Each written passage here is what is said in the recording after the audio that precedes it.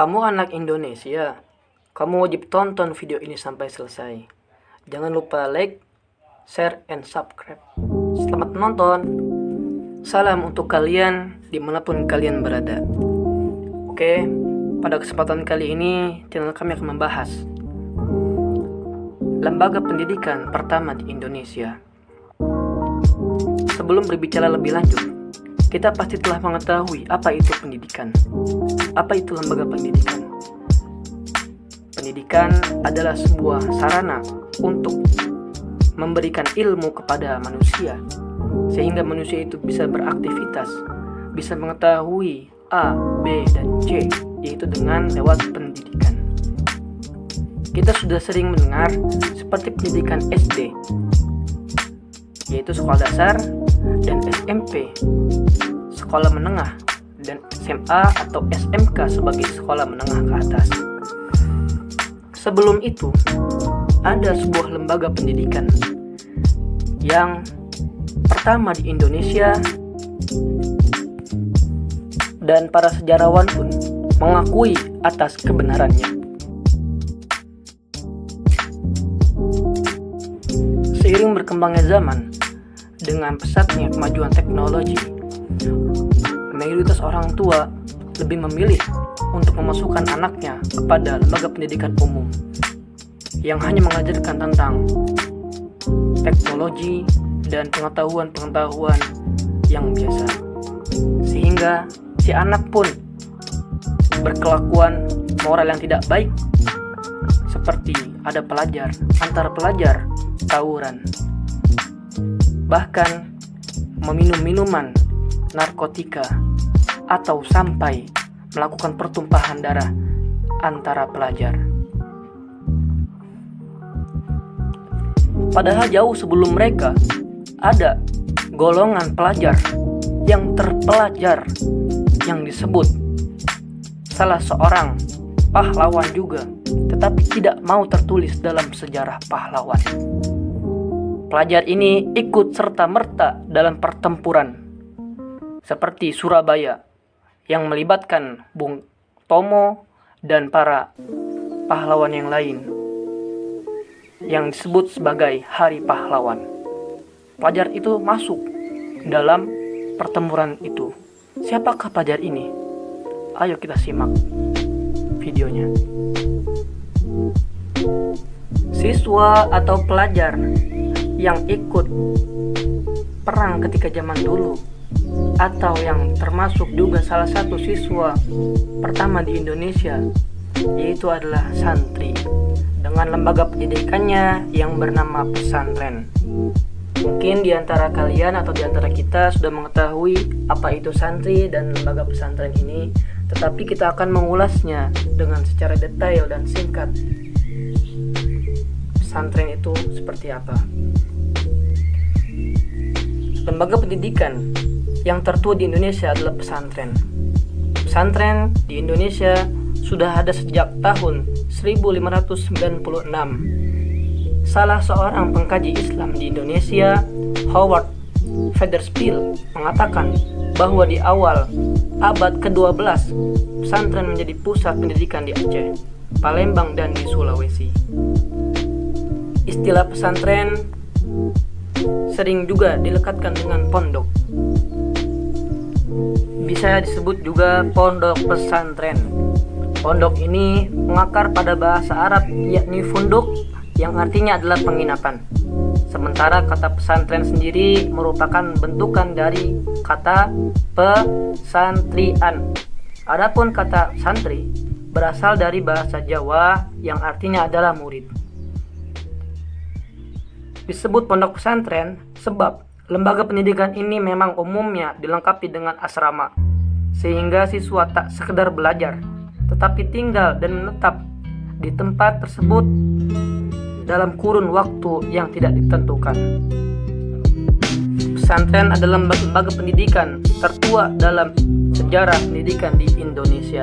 Ini yang harus kita garis bawahi, termasuk pendidikan Islam. Namun, kapan pertama kali lembaga pendidikan Islam ini dikenal? Hingga sekarang belum ada data pasti awal berdiri dan asal usulnya. berdasarkan sejumlah penelitian yang dilakukan oleh para peneliti yang di luar atau di dalam negeri juga tidak bisa memastikan kapan lembaga tersebut mulai dikenal. Peneliti tarekat dan tradisi Islam di Indonesia asal Belanda, Martin van Bournissen, pun ragu-ragu kapan pastinya lembaga pendidikan ini berdiri di Indonesia. Begitu juga dengan penelitian yang dilakukan Zamah Syari Dhofir, mantan rektor IAIN Wali Songo Semarang, dalam karangannya Tradisi Pesantren 1985. Mahmud Yunus dalam karangannya Sejarah Pendidikan Islam di Indonesia 1979. Suegarda Purbakawaja, Pendidikan dalam Alam Indonesia Merdeka 1970.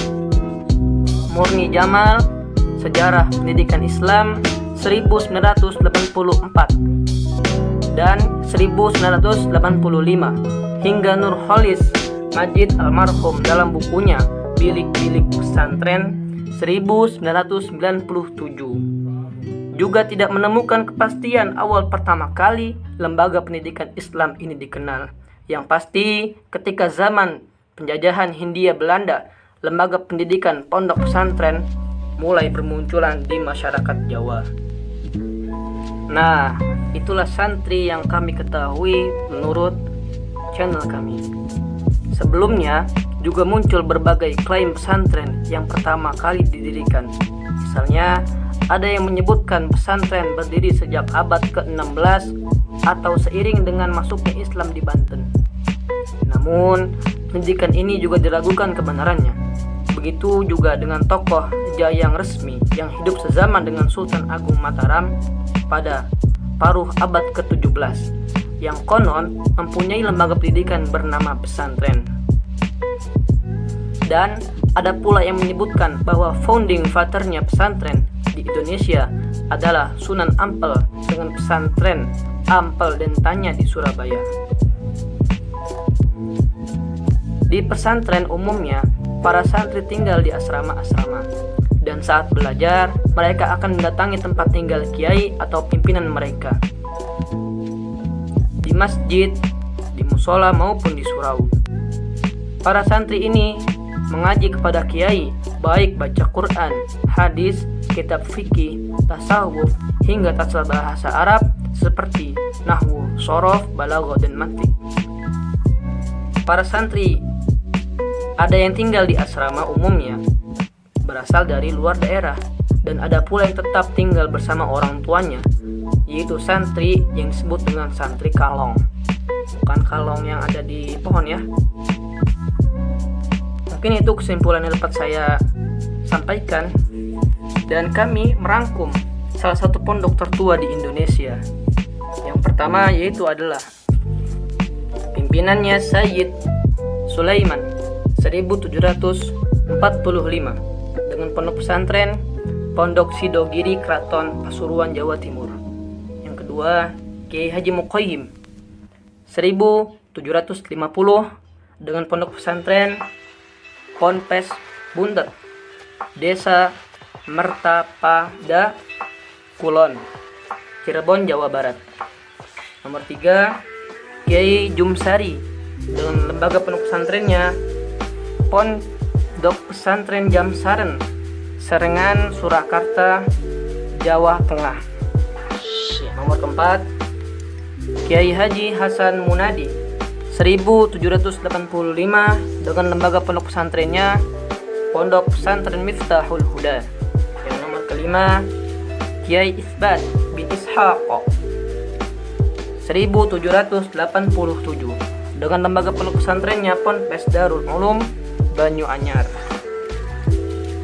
Kesimpulan yang saya ambil yaitu adalah lembaga pendidikan Indonesia yang pertama kali adalah pondok pesantren yang menghasilkan kader-kader generasi pemuda yang sopan santun, tata krama, berakhlakul karimah, dan menuju Indonesia, negeri yang makmur, damai, dan cinta alam. Sekian dari saya undur diri. Terima kasih. Kalau menurut kalian video ini bagus, silakan kalian like dan share. Jangan lupa subscribe ya. Bagikan ke teman kalian.